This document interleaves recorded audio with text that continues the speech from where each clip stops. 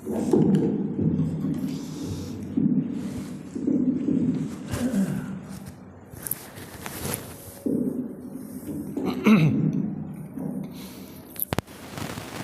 لله الذي خلق الإنسان والصلاة والسلام على عبده الذي فضله بالعلم والإعجاز والبيان وعلى صاحبه أبي بكر من جمع القرآن وعلى الفاروق الموصوف بالعدل وكذلك كان وعلى عثمان التقي الحي الذي تستحي منه ملائكة الرحمن وعلى علي سيد العلماء والشجعان وعلى سائر أهله وأصحابه صلاة قائمة على ممر الزمان. أما بعد فأعوذ بالله من الشيطان الرجيم. بسم الله الرحمن الرحيم. وسيجنبها الأتقى الذي يؤتي ماله يتزكى وما لأحد عنده من نعمة تجزى إلا ابتغاء وجه ربه الأعلى ولسوف يرضى. وقال رسول الله صلى الله عليه وسلم الدين النصيحة أو كما قال عليه الصلاة والسلام. وقال رسول الله صلى الله عليه وسلم أرحم أمتي بأمتي أبو بكر. صدق الله مولانا العظيم وصدق رسوله النبي الكريم ونحن على ذلك من الشاهدين والشاكرين والحمد للہ رب العالمین. عزیزان من، بزرگان محترم، آج ہمارے بیان کا موضوع ابوبکر صدیق رضی اللہ تعالی عنہ کی فضیلت پر مبنی ہے. ابوبکر صدیق رضی اللہ تعالی عنہ کی فضیلت مجھ جیسا ایک نکمہ اس مدح کیا بیان کر سکتا ہے، لیکن بہرحال کوشش کی جائے گی کہ ان کی سیرت کی ایک جھلک مختصراً عرض کی جائے. میرے ایک ناقص اندازے کے مطابق جب ابوبکر صدیق رضی اللہ تعالیٰ عنہ کی فضیلت کے لیے وہ جو ہجرت کا واقعہ ہے وہی کافی ہے. میرے خیال میں ابوبکر صدیق رضی اللہ تعالیٰ عنہ کی فضیلت پر مزید شاید کچھ کہنے کی ضرورت بھی نہ پڑے اگر وہ واقعہ سامنے آ جائے. جب سرکار تو عالم صلی اللہ علیہ وسلم نے صحابہ کو بھیجنا شروع کر دیا، ہجرت شروع کر دی، اور ابھی تک خود ہجرت نہیں فرمائی تھی، تو صدیق اکبر رضی اللہ تعالیٰ عنہ نے عرض کیا کہ یا رسول اللہ، کیا مجھے بھی اجازت ہو سکتی ہے سارے ہجرت کی؟ تو آپ صلی اللہ علیہ وسلم نے فرمایا اب ٹھہر جائے، لعل اللہ یجعل لک سبیلا، لعل اللہ یجعل لک رفیقا، ہو سکتا ہے کہ اللہ تعالیٰ آپ کے لیے کوئی راستہ بنا دے، ہو سکتا ہے کہ اللہ تعالیٰ آپ کے لیے کوئی رفیق پیدا کر دے. اس دن اس وقت سے صدیق اکبر رضی اللہ تعالیٰ عنہ کو اندازہ ہو گیا کہ ہو سکتا ہے مجھے آپ صلی اللہ علیہ وسلم کی مبارک رفاقت نصیب ہو جائے.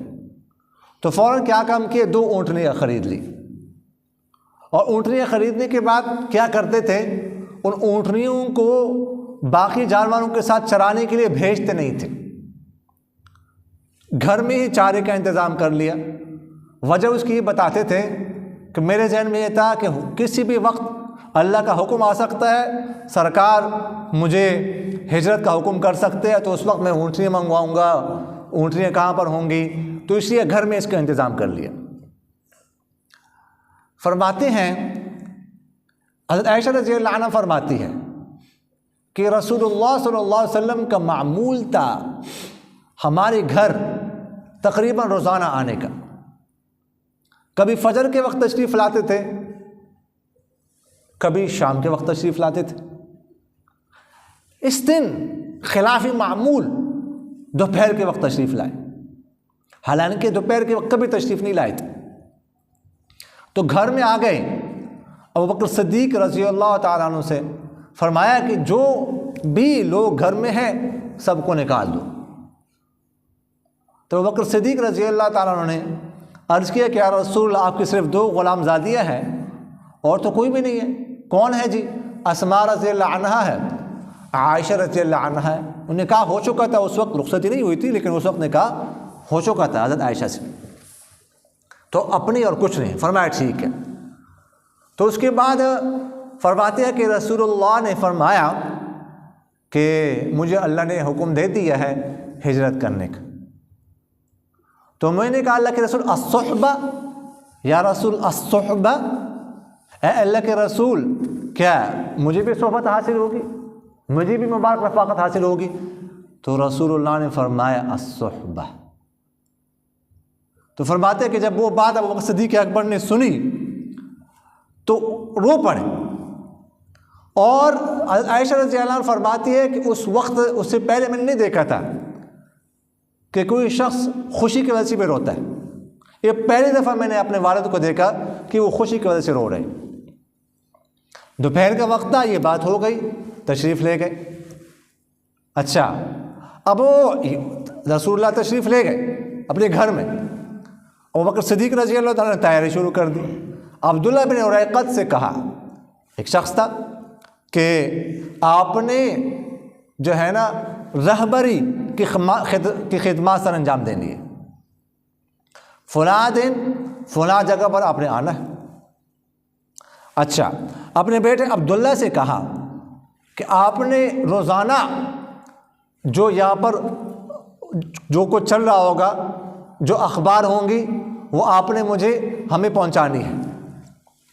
اسماء بنت ابی بکر سے کہا کہ آپ نے روزانہ کھانا پہنچایا کرنا ہے. اور عامر بن فہیرہ اپنے غلام سے کہا کہ آپ نے شام کے وقت جو بکریاں ہیں چرا کر اس طرف لانی ہیں، اور جب شام کے وقت لوگ چلے جائیں، عصر کے وقت ظاہر ہے کہ وہ غار ثور میں کون ہوتا ہے، چلے جائیں، تو پھر آپ نے بکریاں جو ہے ادھر لانی ہے اور دودھ ہمیں پلانا ہے. اب اس سے آپ اندازہ لگا لیں کہ صدیق اکبر کی ساری فیملی خدمت میں ہے، سب. اچھا، یہاں پر رسول اللہ گھر تشریف لائے. یہاں پر انہوں نے سازش کی ہوئی تھی، کفار نے کیا کرنا ہے جی، رات کو ہی ہم نے خاتمہ کر دینا ہے، قتل کر دینا ہے. سورہ انفال میں اس کا ذکر موجود ہے. ہر قبیلے سے ایک ایک فرد لیا ہوا ہے کہ رات کو یکبار کی ہم حملہ کریں گے، اور ہر قبیلے سے فرد اس لیے لیا ہوا ہے کہ بنو ہاشم کس کا مقابلہ کریں گے، کس کس کا کر لیں گے. اچھا، گھر کا محاصرہ کیا گیا، رسول اللہ گھر میں موجود ہے. اچھا، اب اس کے بعد کیا ہوا کہ رسول اللہ نے علی کرم اللہ وجہہ سے فرمایا کہ میں نے نکلنا ہے اور میرے بستر پر آپ نے لیٹنا ہے. بہت بڑی بات ہے. اس وقت، اس رات، اس بستر پر لیٹنا یہ کوئی عام شخصیت کا کام نہیں تھا، کیونکہ وہ حملہ کرنا تھا، محاصرہ کیا ہوا ہے. اچھا، اس کے بعد حکم ہوتا ہے، اب رسول اللہ نکلتے ہیں باہر، سورہ یاسین کی آیت پڑھتی ہوئے وَجَعَلْنَا مِن بَيْنِ أَيْدِيهِمْ سَدًّا وَمِنْ خَلْفِهِمْ سَدًّا فَأَغْشَيْنَاهُمْ فَهُمْ لَا يُبْصِرُونَ. اور یہ آیت ویسے حفاظت کے لیے پڑھنے چاہیے، حفاظت کے لیے کبھی ویسے بھی پڑھنے چاہیے، لیکن کسی جگہ خوف ہو دشمن کا، ناجائز کسی کے پکڑنے کا، تو آیت انشاءاللہ دل سے آپ پڑھیں گے تو اللہ تعالیٰ آپ کی حفاظت فرمائیں گے. جو آپ کے مد مقابل ہوں گے اللہ تعالیٰ ان کو اندھا کر دیں گے. اس کے بعد رسول اللہ باہر نکلتے ہیں اور ان کے سروں پر مٹی ڈالتے ہوئے جاتے ہیں، ان کو پتہ ہی نہیں چلتا. اس کے بعد صدیق اکبر کے گھر جاتے ہیں اور صدیق اکبر کو ساتھ لیتے ہیں. اچھا، وہاں سے نکلتے ہیں، اب صدیق اکبر راستے میں جا رہے ہیں، دونوں حضرات غار ثور کی طرف. اب کبھی کبھار خلاف معمول صدیق اکبر آگے چلتے ہیں، کبھی رسول اللہ کے آگے نہیں چلے، کبھی پیچھے چلتے ہیں، کہیں دائیں طرف، کبھی بائیں طرف. اب رسول اللہ پوچھتے ہیں کہ یہ کیا کر رہے ہیں آپ؟ ابو بکر صدیق، کبھی آپ نے ایسا نہیں کیا، کبھی آگے کبھی پیچھے، کبھی دائیں کبھی بائیں. کو عرض کرنے لگے یا رسول اللہ، مجھے جب خطرہ ہوتا ہے کہ کوئی آگے سے حملہ نہ کر دائے تو میں آگے جاتا ہوں، کبھی خطرہ ہوتا ہے فوراً کہ کوئی پیچھے سے حملہ نہ کر دے تو پیچھے چلتا ہوں، کبھی دائیں کبھی بائیں. اس کے بعد غار ثور پہنچتے ہیں اور غار ثور میں پہلے ابو بکر صدیق داخل ہوتے ہیں. جتنے سوراخ ہیں اپنی چادر پھاڑ کر سوراخوں کو بند کرتے ہیں، کوئی زہریلا جانور نہ نکلے. ایک سوراخ رہ جاتا ہے، اس کو بند کرنے کے لیے کچھ نہیں ہے، جھاڑو دیتے ہیں، اس کے بعد رسول اللہ سے کہتے ہیں آپ اندر تشریف لائیں۔ رسول اللہ اندر تشریف لاتے ہیں تو ادھر ہی اسی جگہ بیٹھتے ہیں جو سوراخ پر ایڑی رکھ کر بیٹھ جاتے ہیں۔ اس کے بعد رسول اللہ کے ران پر آرام فرماتے ہیں، اور ادھر ایک سانپ ہوتا ہے، سانپ، اس سانپ ڈستا ہے ابوبکر صدیق رضی اللہ تعالیٰ، جس کی وجہ سے آنکھوں میں آنسو آتے ہیں، تکلیف ہو رہی، لیکن مجال ہے کہ حرکت کرے کہ رسول اللہ کی نیند خراب نہ ہو جائے۔ اس کے بعد رسول اللہ کی آنکھ کھلتی ہے تو دیکھتے آنکھوں میں آنسو ہیں، ابوبکر صدیق کیا ہوا؟ تو عرض کرتے یا رسول اللہ کسی نے ڈس لیا ہے، لیکن میں نے حرکت نہیں کیا کہ آپ کی نیند خراب نہ ہو جائے۔ خیر، وہ ایک لمبا واقعہ ہے۔ اس کے بعد گفتگو ہوتی ہے اس سانپ کے ساتھ، اس کے بعد قریش جو ہے نا پیچھے نکلتے ہیں، آتے ہیں، اور پھر سفر کیسے ہوتا ہے، کس راستے سے ہوتا ہے، ظاہر ہے کہ وہ ہمارے پاس اتنی تفصیل وہ ٹائم نہیں کہ اس تفصیل میں ہم جائیں۔ اچھا، قریش بالکل قریب آتے ہیں، یعنی یہاں اتنے قریب آتے ہیں کہ اگر روایت میں اگر لوگ نیچے دیکھتے نا اپنے پاؤں کی طرف تو دونوں حضرات نظر آتے۔ صدیق اکبر گھبرا گئے، رسول اللہ کہتے کیا ہوا؟ کہتے قریب آ گئے، اگر اپنے پاؤں کی طرف دیکھ لیں تو میں دیکھ لیں گے۔ تو فرمایا لا تحزن ان اللہ معنا، اے صدیق اکبر حزن نہ کر، غم نہ کر، اللہ تعالی ہمارے ساتھ ہے۔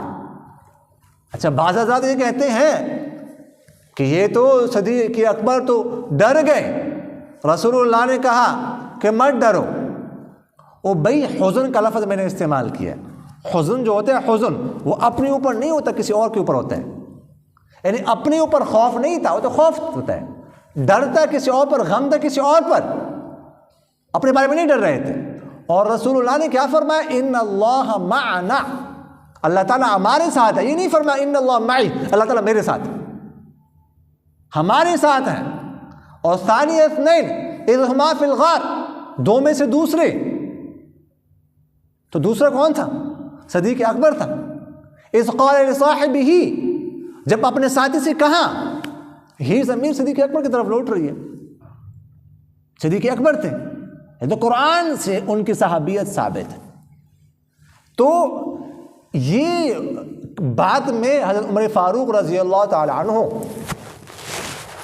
عرض کیا کرتے تھے ابوبکر صدیق سے کہ اے ابوبکر صدیق، ایک رات کی نیکیاں مجھے دے دو، اس کے بدلے میں میرے جتنے بھی اعمال ہیں میں نے دنیا میں کیے ہیں وہ سارے نیکیاں آپ لے جاؤ۔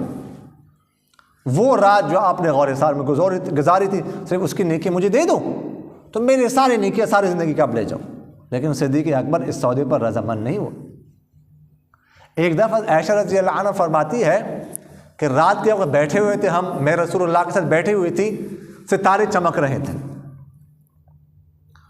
تو میں نے کہا یا اللہ کے رسول، یا رسول اللہ، کوئی شخص ایسا بھی دنیا میں ہے جس کی نیکیاں ستاروں کے برابر ہو؟ یعنی ستارے کتنے ہیں؟ کروڑوں کی مقدار میں ہیں۔ تو رسول اللہ صلی اللہ علیہ وسلم نے فرمایا ہاں جی۔ میں نے عرض کیا کون ہے؟ فرمایا حضرت عمر ہے۔ میں نے عرض کیا کہ میرے والد ابوبکر صدیق کی نیکیاں کتنی ہیں؟ تو رسول اللہ فرمانے لگے کہ ابوبکر صدیق کی ایک رات کی نیکیاں حضرت عمر کے سارے نیکیوں کے برابر ہے۔ اور رسول اللہ فرمایا کرتے تھے کہ جس نے بھی مجھ پر احسان کیا ہے اس دنیا میں، اس کا بدلہ میں دے چکا ہوں اس دنیا میں، لیکن ابوبکر صدیق کا جو احسان ہے اس کا بدلہ میں دنیا میں نہ دے سکا، اس کا بدلہ اللہ تعالیٰ قیامت والے دن دیں گے، قیامت والے دن اجر ملے گا۔ اور فرمایا رسول اللہ نے کہ ابوبکر صدیق کو جنت کے 8 دروازے ہیں، 8، یہ 8 دروازے جو ہیں نا یہ مین دروازے ہیں، 8 مین دروازے ہیں، مین گیٹ جسے آپ کہہ سکتے ہیں، باقی دروازے زیادہ ہیں۔ فرمایا کہ صدیق اکبر کو 8 دروازے سے پکارا جائے گا، یعنی 8 مین گیٹ ہے نا، مثلا جو روزے زیادہ رکھتے ہوں تو وہ اس گیٹ سے جائے گا، کسی کو نماز میں خشوع خضوع جاتا اس گیٹ سے جائے گا اس طرح. لیکن ابوبکر صدیق رضی اللہ تعالیٰ عنہ کے لیے 8 گیٹوں سے آواز آئے گی کہ آپ ادھر سے داخل ہو جائیں, آپ ادھر سے داخل ہو جائیں, اعزاز ہمیں بخشے, آپ اعزاز ہمیں بخش دیں. ایک صرف صدیق اکبر. اور میں نے جو وہ اسامہ بن زید رضی اللہ عنہ کا جو لشکر ہے نا, اس کا جو واقعے میں پڑھتا ہوں نا, میں حیران ہو جاتا ہوں کہ ان کے ایمان کا لیول کیا تھا, حیران ہو جاتا ہوں. یعنی ادھر رسول اللہ کا وصال مبارک ہوتا ہے اور اتنا بڑا غم ہے, اتنا بڑا دکھ ہے کہ جس کا اندازہ ہم تو نہیں لگا سکتے. اور پر صدیق اکبر خلیفہ بنتے ہیں, لشکر رسول اللہ نے بھیجا ہے. اب وہ مضافات میں ٹھہرا ہوا ہے, ان کو بھی اندازہ تھا کہ رسول اللہ کی طبیعت ٹھیک نہیں ہے, اور بھی گیا نہیں تھا, وہ واپس آیا. تو حضرت عمر آتے ہیں کہ ابوبکر صدیق اس لشکر کو تھوڑی دیر کے لیے مؤخر کر دیں. ایسے گریبان سے پکڑا حضرت عمر کو کہ زمانے جاہلیت میں تو بہادر تھا, اسلامی تو بزدل بن گیا, وہ لشکر جو رسول اللہ نے بھیجا ہے اس کو میں واپس کر دوں. حالات کتنے خراب ہیں, کتنے سنگین ہو گئے حالات, کہ کیا ہوا اس کے بعد, کیسے لوگ ادھر ادھر تتر بتر ہو گئے, کتنے اختلافات سامنے آ گئے, لوگوں نے زکوٰۃ تک کا انکار کر دیا. ان کا مقابلہ کرنا کوئی آسان کام نہیں تھا. اس وقت میں جب یہ پڑھتا ہوں نا, واقعہ حیران ہو جاتا ہوں کہ یار اتنے بھی مضبوط ایمان ہوتا ہے کسی کا نہیں. وہ لشکر جائے گا, بھیج دیا اس کو. اور 2 سالوں نے خلافت کی. دیکھیے گا حضرت عمر کے زمانے میں فتوحات ہوئی ہے, لیکن وہ جو 10 سالہ حضرت عمر کا دور ہے فتوحات کا, اس کی بنیاد 2 سال ابوبکر صدیق کا دور ہے, کہ جنہوں نے جس حوصلے سے خلافت کی ہے, حیران ہو جاتا ہے بندہ. بالکل بھی اونچ نیچ نہیں آنے دی جیسے رسول اللہ نے, اور کسی بھی اپنے عزیز و اقارب میں سے کسی کو کوئی عہدہ نہیں دیا. اور جب وہ اسلام لائے, اس وقت 40,000 درہم ان کے پاس تھے. 40,000 درہم بہت بڑی اماؤنٹ تھی. وہ اچھے خاصے تاجر تھے, وہ معمولی تاجر نہیں تھے. مکہ مکرمہ میں ان کا ایک نام تھا. لیکن جب خلافت سنبھالی تو کچھ دن گزرے, فاقہ شروع ہو گیا. باہر ان کی جو ہے نا, آپ ان کو کہہ سکتے ہیں آج کل کی زبان میں کہ پاور لوم جو ہے لگی ہوئی تھی, کپڑے کا کاروبار تھا, ان کے بندے پھیریے لگاتے تھے. لیکن اب خلافت سنبھالی, اب کیا کریں, نمازی بھی سارے خود پڑھانی ہے, جمعے کا خطبہ بھی دینا ہے, لوگوں کے فیصلے بھی سننے ہیں, تو اب تو کام نہیں کر سکتے. کچھ دن گزرتے فاقہ شروع ہو گیا گھر میں. تو لوگوں کو فجر کے بعد ایک دفعہ بٹھایا, کہ ایسا کرو, 2 آپشن میں آپ کے سامنے رکھتا ہوں. ایک آپشن تو یہ ہے کہ آپ کے کسی کو خلافت کسی اور کو دے دو, مجھ سے لے لو, کیونکہ میرا بھی پیٹ ہے, میرے بھی بچے ہیں, ان کو انہیں پالنا ہے. میرے گھر میں تو فاقہ شروع ہو گیا. یہ رہتے ہوئے میں تو نہیں وہ کام کر سکتا اپنی تجارت. یا پھر ایسا کرو کہ میرے لیے کوئی میری سیلری تنخواہ مقرر کر دو. تو سب نے کہا کہ پہلا آپشن جو ہے نا وہ تو ہمیں قبول نہیں ہے, کسی اور کو خلافت دے دے. اور دوسرا جو آپ کا دوسری پیشکش ہے وہ معقول ہے. اس کے بعد مشورہ ہوا, صرف 25 درہم ماہانہ مقرر ہو گیا ان کا معاوضہ. 25 درہم کچھ بھی نہیں تھا, خلیفہ ہیں. تو اس 25 درہم سے وہ گزارا کرتے تھے. اگر اس میں بھی کچھ نہ کچھ بچ گیا نا تو واپس کرتے تھے. اور کپڑے میں جس اس میں انتقال ہوا, اسی چادر میں, اسی کپڑے میں وصیت کی تھی کہ اسی کپڑے میں مجھے کفن دینا ہے. اور جب انتقال کر گئے 1 دینار بھی ان کے پاس نہیں تھا. یہ ہے صدیق اکبر کی زندگی. اور صدیق اکبر کی زندگی پر ہم کیا روشنی ڈال سکتے ہیں. اللہ تعالیٰ مجھے اور آپ حضرات کو ان باتوں پر اور اس سیرت کو اپنانے کی توفیق نصیب فرمائے.